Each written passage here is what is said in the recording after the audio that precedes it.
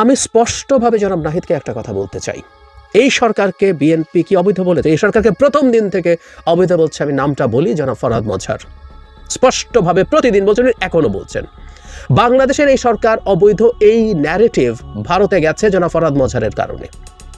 জনাব আসিফ মাহমুদকে কম্বলের এই শোডাউন করতে হয়েছিল কেন? ওনার হেলিকপ্টার চড়া নিয়ে অনেক কথা হয়েছে, ওই তর্কে যাচ্ছি না। উনি বলেছেন কম সময়ের মধ্যে উনি দিতে পারেন, কিন্তু ওনাকে কম্বল দিতে হবে কেন?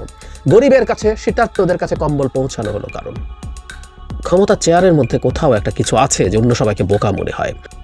বিএনপি মহাসচিব জনাব মির্জা ফখরুল ইসলাম আলমগীরের নির্বাচনের সময় সরকারের নিরপেক্ষতা নিয়ে যে বক্তব্য, সেটা নিয়ে অনেক কিছু ঘটে গেছে এবং সেটা থামছে না। আর তার একটা বক্তব্যের রেশে এখনও আমি গতকালও সর্বশেষ দেখেছি, বিশেষ করে বৈষম্য বিরোধী ছাত্র আন্দোলন, নাগরিক কমিটি এবং উপদেষ্টারা, ছাত্র উপদেষ্টা বেটার সেই, তাদের আক্রমণাত্মক অ্যাটিটিউড রেখেই দিয়েছেন। মানে তার আগে আমরা একটু বলি যে বিএনপি জনাব নাহিদ ইসলামের স্ট্যাটাসের পর কি খুব সিগনিফিক্যান্ট কিছু বলেছে দলীয়ভাবে? আমার অন্তত চোখে পড়েনি, কারো যদি চোখে পড়ে আমাকে জানাবেন। আমি একটা জায়গায় দেখেছি স্ট্যান্ডিং কমিটি মেম্বার জনাব মির্জা আব্বাস বলছেন ১/১১-তে বিএনপি সবচেয়ে বেশি সাফার করেছে, তারা কেন ১/১১-র কথা বলবে? উইচ ইজ ভেরি রাইট, কারণ জনাব নাহিদ ইসলাম যখন স্টেটাস দিয়ে মির্জা ফখরুল ইসলাম আলমগীরের বক্তব্যকে খুব কঠোর ভাষায় আক্রমণ করেছিলেন, তখন তিনি বিএনপিকে এটা বলে অ্যাকিউজ করার চেষ্টা করেছেন যে বিএনপি একটা ১/১১-র মতো সরকার তৈরি করতে চায়। সেটার জবাবে মির্জা আব্বাসের এই জবাবটাও খুবই সফট মনে হয়েছে আমার কাছে। কিন্তু আমরা দেখলাম এরপর জনাব নাহিদ ইসলাম থেমে থাকেননি, তিনি বিবিসি বাংলার সাথে কথা বলেছেন এবং খুবই আক্রমণাত্মক এবং বিএনপির কাছে খুবই অফেন্সিভ মনে হবে এমন একটা বক্তব্য দিয়েছেন। পাশাপাশি আমি জনাব নাসিরউদ্দিন পাটোয়ারির একটা বক্তব্য আনতে চাই, যিনি এটা ঠিক বিএনপির নিরপেক্ষ সরকারের দাবি তারা, কিন্তু একটা অনুষ্ঠানে তিনি এমন বক্তব্য দিয়েছেন তাতে আমরা বুঝতে পারবো এগুলো এক ধরনের সিনক্রোনাইজড। অর্থাৎ গণঅভ্যুত্থানের সামনের সারিতে যে ছাত্ররা ছিলেন, তরুণরা ছিলেন, তারা বিএনপির বিরুদ্ধে অত্যন্ত আক্রমণাত্মক হয়ে ওঠার ইঙ্গিত দিচ্ছেন।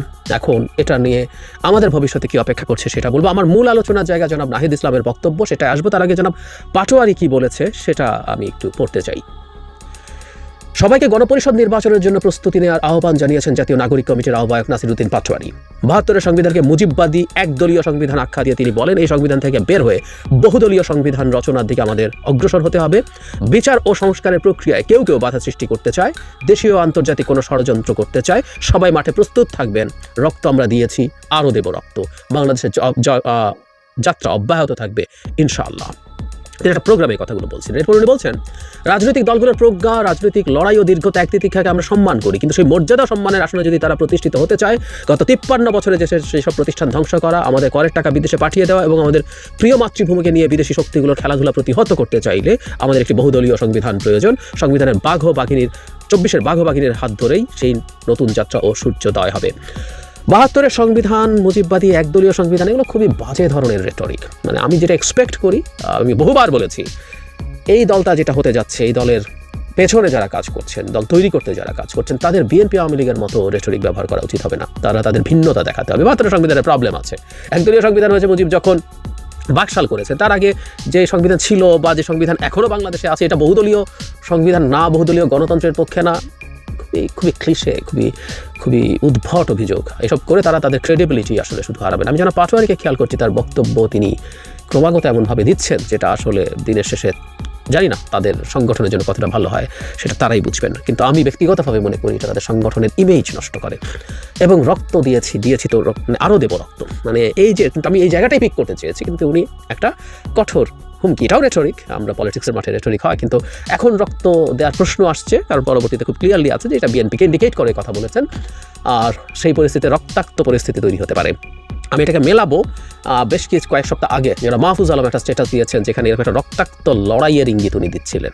আমার ক্লিয়ার মনে আছে, কারণ ওনার স্ট্যাটাসটা নিয়ে আমি কথা বলেছিলাম। সুতরাং এই কথাগুলো রেজোনেট করছে এবং জনাব মাহফুজ আলমের সাথে জনাব পাটোয়ারির খুব ভালো সম্পর্ক আছে। এই ধরনের বক্তব্য অনেকের কাছ থেকে শুনেছি, আমি নিশ্চিত নই, হতে পারে।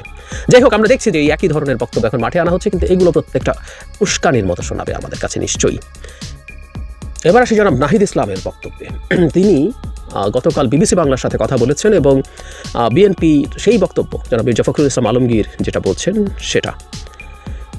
নির্বাচন প্রসঙ্গে বিএনপির সঙ্গে বৈষম্যবিরোধী ছাত্র আন্দোলনের টানাপোড়েনের মাঝে অন্তর্বর্তী সরকারের উপদেষ্টা নাহিদ ইসলাম বলেছেন, অন্তর্বর্তী সরকার নিয়ে বিএনপির কথা টোন আওয়ামী লীগের সাথে মিলে যাচ্ছে। আমি গতকাল জনাব আরাফাতের একটা বক্তব্য ধরে বলেছিলাম যে এই জিনিসটাকে এইভাবে ব্যবহার করা হতে পারে এবং আরাফাত সাহেব এটা পরিকল্পিতভাবে করছেন। খুবই দুঃখজনক যে এই টোপে, আমি যে টোপ বলছি, টোপে জনাব নাহিদ পা দিয়েছেন। বিবিসি বাংলাকে তিনি বলছেন তিনি রাজনৈতিক দলে যোগ দিলে সরকার থেকে বের হয়ে যাবেন। তারপর তিনি এভাবে বলছেন, সম্প্রতি আওয়ামী লীগের কেন্দ্রীয় কার্যনির্বাহী কমিটির সদস্য মোহাম্মদ আলী আরাফাত কিন্তু সে স্ট্যাটাস দিয়েছে সেটা যে এটা অবৈধ অনির্বাচিত সরকার, এটা নিরপেক্ষ সরকার লাগবে, এর আন্ডারে সুষ্ঠু নির্বাচন হওয়া সম্ভব না। সো একই টোনে আমরা যখন কথা বলতে দেখেছি এটা কিন্তু সন্দেহের তৈরি করে।